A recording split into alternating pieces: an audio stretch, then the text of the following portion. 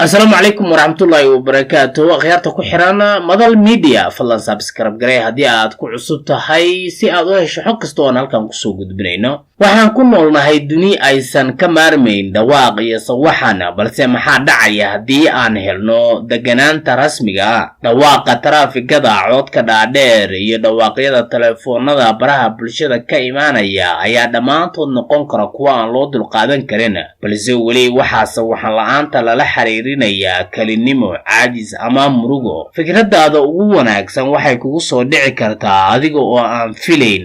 Nabadda iyo deganaantu waxay muhiim u yihiin inaad si hal abuurnimo leh u fakarto, xitaa haddii uusan jirin sawaxan ama dhawaaqa. Maskaxdeenu waa mid firfircoon oo shaqaynaysa. Cilmi baaris ay sanadkii 2001 sameeyeen dhaqaatiir ku takhasusay neerfayaasha ayaa sheegaysa in maskaxda iyadoo nasanaysa ay ku hawlan tahay dhuuxidda warbixinada iyo qiimeyntooda. Inaad ogaato xilligaad hadlayso iyo waxaad oran lahayd ayaa ka muhiimsan inaad iska daldalanto. Aamusnaantu waa mid ka mid ah farsamada ugu wanaagsan ee wadahadalka ama doodaha. waxaa fudud inaad iska hilmaanto aamusnaanta, balse in la iska aamuso waa aaladda ugu saamaynta badan. markaad aamusto si dabiici ah ayaad u dhegaysanaysaa warbixinada dadka kale sheegayaan, waxaadna fursad u siinaysaa inay soo bandhigaan waxa uu markaasi qofka kala hayo. sanadkii 2013 khabiir dhanka biolojiga ah Imke Kirse ayaa tijaabiyey saamaynta uu sawaxanku leeyahay marka loo eego maskaxda aadamaha. natiijada waa mid cajiib ah. sawaxanku wax saamayn ama lahayn, balse 2 saacadood oo aamus ah ayaa saamayn ku yeelatay kobaca unugyada hippocampus oo ah qayb ka mid ah maskaxda oo qaabilsan xusuusta. isku day inaad ka yaranasato internetka si tartiib ah ilaa aad kala qabsato inaad telefoon la'aan ahaato maantii oo dhan.